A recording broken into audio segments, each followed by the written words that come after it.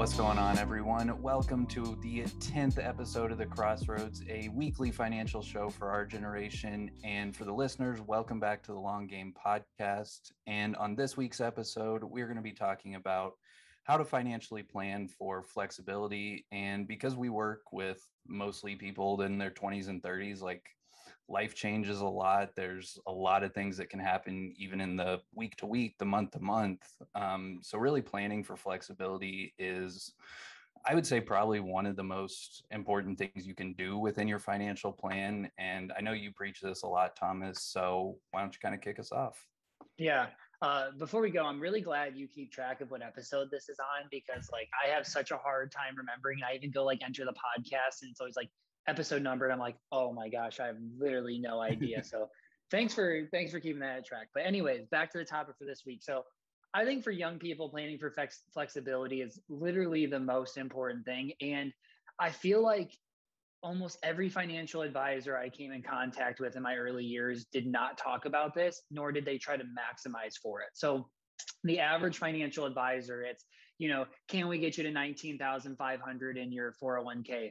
Can we maximize your backdoor Roth or your traditional Roth? Can we get $7,100 into your HSA? And then a lot of the insurance salesman side of it too is how much money can we possibly get into a whole life policy? But by doing all of these things, you set yourself up to have very little flexibility later on in your life. And I'm actually going to hit on permanent life insurance right now, because so many people believe in permanent life insurance. And I'm not here to say that I don't believe in permanent life insurance. I think it has its right fit for people. But the bad thing about whole life policies is you're basically stuck into a premium for your whole life unless you can max fund it right away. And so you have some of these people that are 24, 25, maybe 30, they're doctors or lawyers or people that are making really great money. They sign up for a permanent life insurance policy and it's, okay, you're paying $500 or $1,000 for the next 40, 50 years.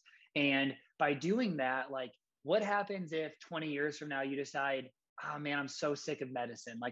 I don't want the hours. I want to go work in business, or I want to go start a business. Well, having something that you have to pay into all the time is really going to stop you from being able to pursue the things that you want to do. And as we move this back to the other things of, 19,500 in your 401k, it is really great to get the max amount in there, to have the tax benefits, to set yourself up really well for retirement. But what about those 30 to 40 years while you're working? If you're putting all of your money in tax advantage accounts, you really lack the ability to pursue the things that you want. And the reason why I always talk about this is, and I think I've even mentioned this in different podcasts, is when we look back on 5 years from now, we realize how much we've changed. If I look back 5 years from now, I cared way more about on brand clothing, and I cared more about all kinds of stuff like that. And now those are less the things that I care about. And so we look back and say, hey, 5 years ago, I was a really different person. I've changed a lot. Now I know what I want to do with my life. I know the goals that I have. Those goals are going to stay the same for the whole rest of my life. But what we often find true is that we're going to change just as much now from 5 years ago to now as we are going to from now to 5 years later. And so when you create your financial life around the goals that you have today, and say, hey, my only goal I really have is pay for my kids' college and for retire early.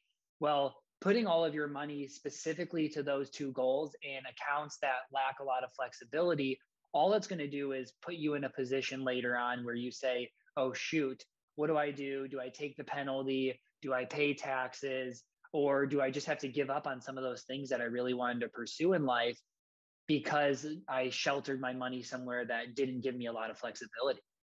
Mm-hmm. And yeah, those are all great points. And I think kind of when you were talking about the 401k and everything, whenever people hear the term diversification, I think a lot of people just immediately think investment accounts and, oh, I need to have some money in stocks, some money in bonds, whatever. But I think even, which I guess it would be asset allocation, is making sure you have your assets properly allocated of, okay, this percentage of funds in retirement savings that I'm not going to touch for the next 30, 40 years.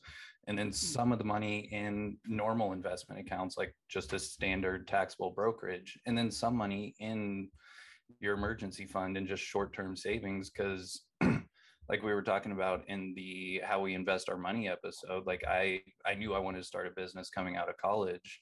So I didn't really put money towards retirement because I knew I was going to need those funds quicker, and things could have changed in that situation as well. Like maybe my passions changed and I didn't want to start a business, but I had flexibility because that money was just in a savings account. Like, yeah, I lost a couple of years of returns if it would have been invested, but I had the peace of mind of having a lot of money liquid on hand that I could kind of use for anything. And if I decided not to start the business, I could have put 6,000 towards my Roth IRA, invested some in other places. But the nice thing was that I had flexibility in that situation. So like, even if you don't necessarily know what your goals are, I think just if you don't know what they are, you kind of need to get those defined before allocating money in different places, because if you put more towards retirement and then you need it quicker, then your money's kind of in a bind. You might have to pay penalties, taxes, whatever. So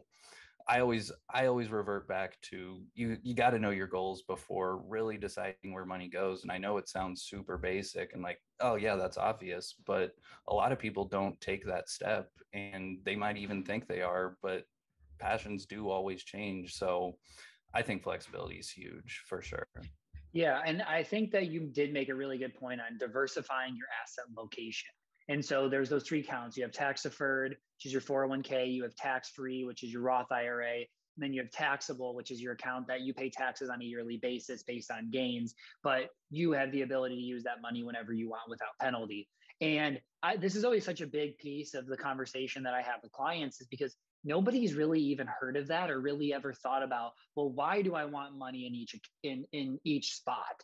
And for some people, you're younger and your income is lower and taxes are lower, so you want to try to, at that point of your life, put as much money into that tax-free bucket as you can and take advantage of paying tax at a lower rate.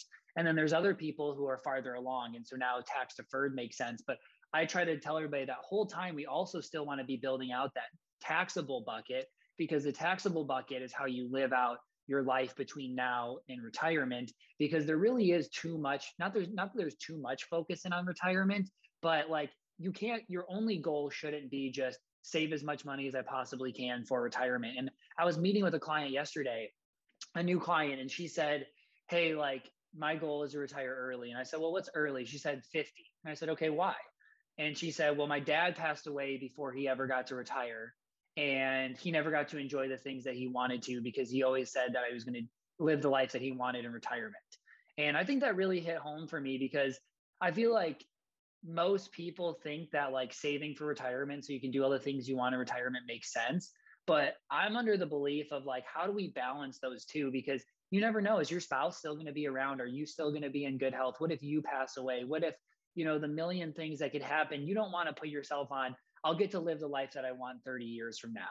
I would rather give up some of the tax advantages of those accounts, maybe have a little bit less in my portfolio at the end of the day, to be able to go on vacations with my family or when my kids are going to be young. Or I would rather for a few years, let my wife be able to stay at home because she wants to stay with the kids, even though that was something that we never expected, even if that gets me to less savings and less investments in the future.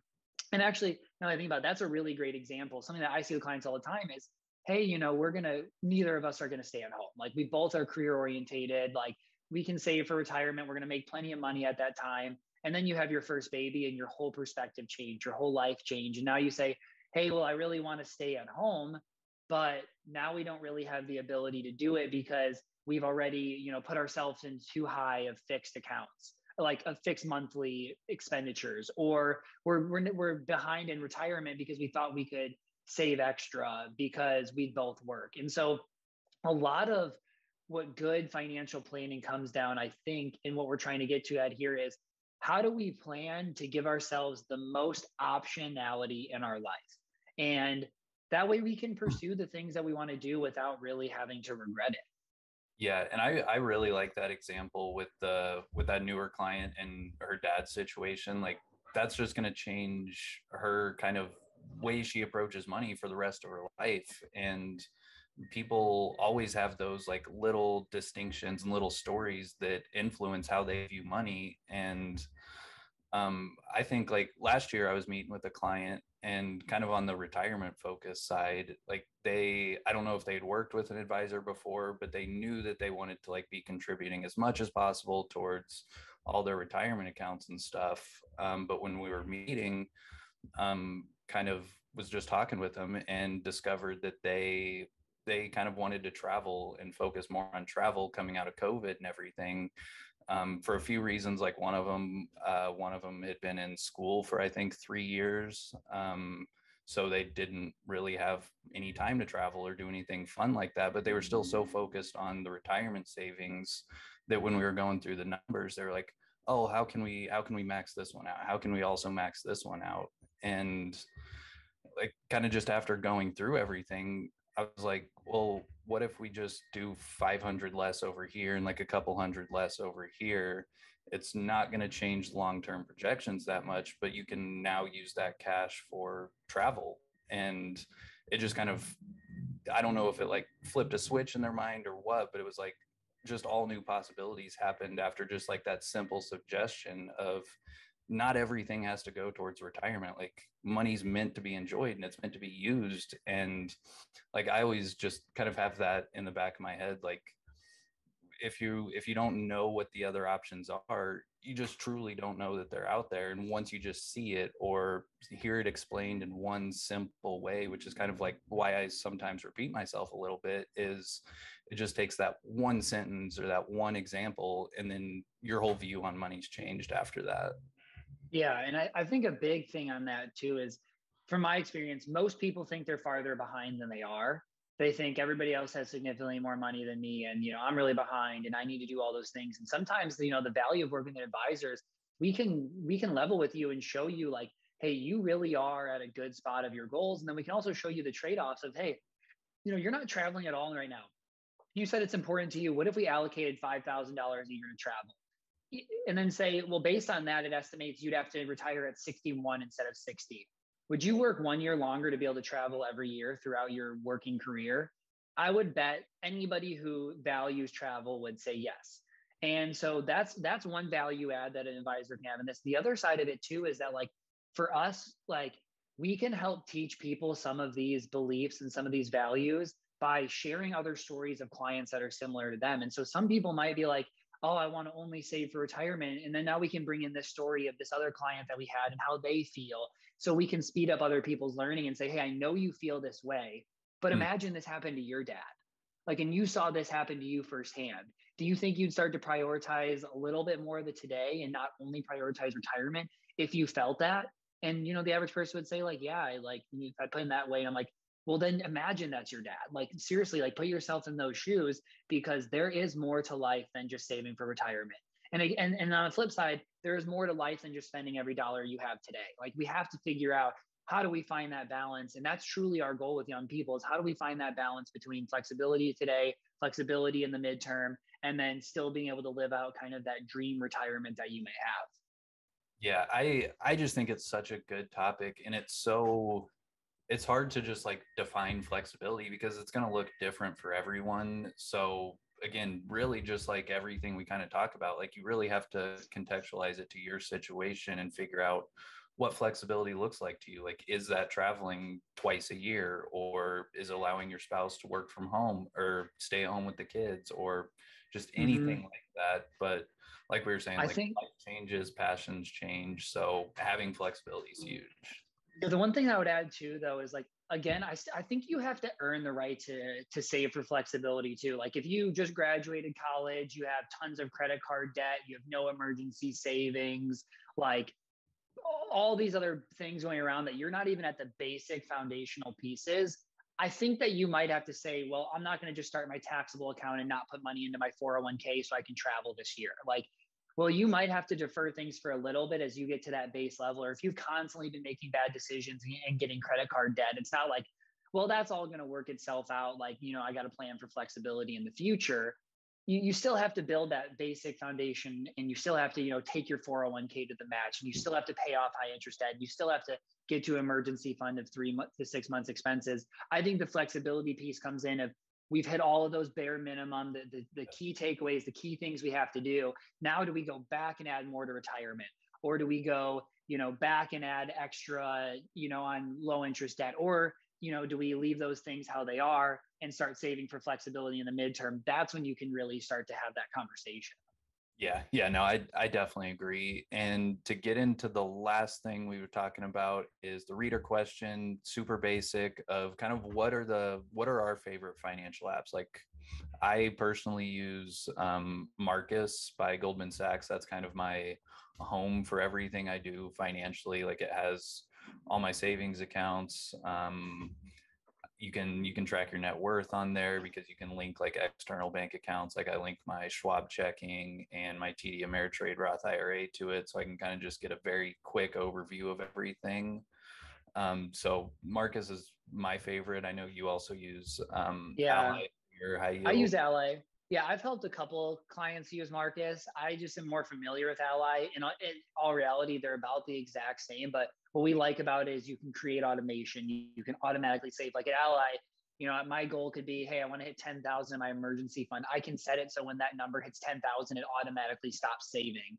You can pick to save every day, every week, every month, every 2 weeks. Like it just gives you the ability to take yourself out of your financial life and really allow the computer to ensure that you're saving and not overspending. So I think on accounts, those are my favorite. For the business side, we do use Mercury, and I actually recommend it to a lot of other business owners because it has a really similar feel to Ally and Marcus, and it has a really good user experience. And to me, as a young person, I know almost all young people feel that same way. Is like the user experience is the most important. It's why I have everything Apple. I think they have the best user experience. It might not be the best product compared to all the techies that like Androids and stuff, but to me, it seems the easiest to use, and it just takes time out of having me have to go learn something new. Yeah, 100%. Like anything that kind of just feels like Apple, I just immediately gravitate towards. And I would say like I also use Credit Karma fairly often. Like I check it a couple times a month. I know it's definitely not the most accurate thing in the world, but it just kind of gives you a rough estimate of kind of where you stand with your credit score. Like Do you have Chase? What's up? Do you use Chase as your bank? No, I have Schwab. Well, okay, that's fair. Because for the Chase people out there, inside of the Chase app, you can check your credit journey. So like right in that app, you go down credit journey and it'll show you like, here's your credit score. Here's how it's changed over the last 6 months to a year. Here's why it went up. Here's why it went down. Your utilization is too high. It's actually really cool. And it's a feature that most people don't know about. Yeah, I didn't know that. And yeah, I mean, Credit Karma is pretty similar. I'm sure a lot of the listeners or viewers have already been using it, but I like it. Like it shows you your utilization, shows why something went down or why it went up, just kind of breaks down your whole credit score. There's too many ads on it. That's the only thing I don't like about it. They're always trying to keep it free. Hard. Yeah, it's stupid. But those are really the two kind of main things I use in my life. I also I like for investments, I think public.com is awesome for just the general taxable account. They don't have any retirement, Roth IRAs, anything like that.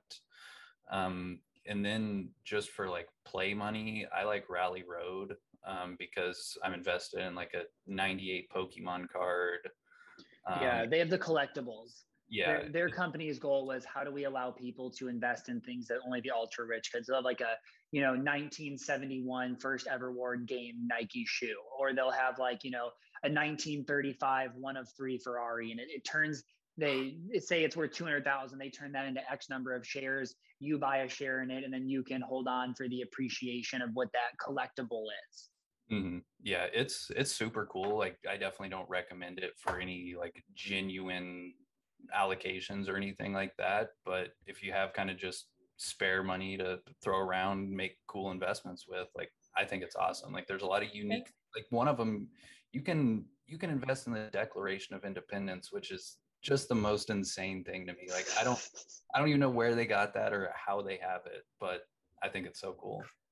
And then now we have the ability to steal the Declaration of Independence, dude. It's what we've all dreamed about from all the movies, man. Um, that's awesome. But honestly, going off that topic, like it actually could be a part of asset allocation. Like in my mind, the future asset allocation is, we have stocks, we have bonds, we have crypto, we have collectibles. Like it's not just we're only investing into, one main asset class. So like in my mind, it really, you could say, hey, I'm allocating 5% of my investments a year to these collectibles because it's something that I truly believe in. Like people do that with art, they do it with wine. Like there's a bunch of different things, but and there is there's platforms now specifically for like fractionalized art investing, like the Ritholtz guys. I think they're like sponsored by Masterworks or something, but I'm pretty sure that's where you can invest in like Warhols and Banksy's and things like that for 20-30 bucks, whatever. And then there's one, I think it's called like Vinovest. And yeah, none of these are sponsored. We don't have any affiliation, but we would take the sponsorships. 100%, yeah. But you can like buy vintage bottles of wines. You can do that on Rally too. But really, like you can invest in just about anything nowadays. It's kind of crazy, actually. Mm-hmm. So I guess other apps that I would add to it is like for budgeting software. I think that's like a really big one. If you're somebody that loves to live in the spreadsheets and you want to be able to categorize everything to work, Tiller is an awesome one. And the nice thing is like I have some of my clients use it because they can share the Google sheet with me. It takes a little bit of work in the beginning to like, hey, every time it says Trader Joe's, this means food. And like you can create these categories so it'll work, but it does really good. I don't really love the Mint and the other ones. I've heard good things about Every Dollar, but again, those are all like, hey, follow my card and hope they categorize the right way. And they don't always, but I still think like budgeting is a good thing so you can become aware of your spending. So you need a budget. I would say one. I've heard a lot. Yeah, you need a budget. Yeah, that is another good one. And I'm trying to think of what other. I mean, we love using Altruist for managing investments, but as the average consumer, the only way to be able to use Altruist is work with an advisor who does. And the experience is like absolutely incredible. So my clients and your clients can talk about it. If you want to use Altruist, hit us up. We'll be your financial advisor. So you can it's the Apple of investment management. It really is. I think for me, that's probably like all of the main ones that I would say that I use that are really important. I mean, I personally use Coinbase like to invest in crypto. So like I like it because it's pretty easy. Or I use Swan Bitcoin for like my weekly buys. Mm-hmm. I don't know if I'd like really recommend Coinbase or not. I've heard some people say bad things. I've had no bad experiences with it. Again, move it to cold storage. We'll just throw that in there every single time we possibly can. But yeah, I really think those are kind of like all the main ones. Obviously, there's a ton of other ones to use. Like we also have Right Capital as a financial planning software. The average consumer doesn't have a financial planning software, but when you do, it like gives you a hub of everything that you have going on and can show you how on track you are for retirement and all of your other goals. And, for a lot of people, it's kind of a validating factor to know like, hey, I'm actually on track. I'm not behind track like I always thought, or maybe you are really behind track and it's that push you need to go and make some changes. Yeah. And I would say the last thing, like if any business owners are listening or any hopeful business owners, like we use Wave for our accounting. I used QuickBooks last year, but Wave does the exact same thing and it was free. QuickBooks raised their price to, I think, either 20 a month or something. A month. Yeah. I was like, Wave does this for free. So making that switch. So I think that's really about, I use Gemini. I also have Coinbase for crypto. Then have MetaMask soft wallet for ETH. And I think that's really about it. It's not complex. I think that's a pretty good amount. So again, thanks everybody for listening. We just really appreciate you guys all being a part of our audience and enjoying what we do. We love more than anything, just kind of giving back and educating people because we're learning the same. We learned and are learning the same way you guys learn through other people. And we're glad that this is, kind of a good experience for you. So again, rate, subscribe, do all those things that you wish people would do for you. That's going to be my new line if you created content. And thanks for listening. Tune back in next week.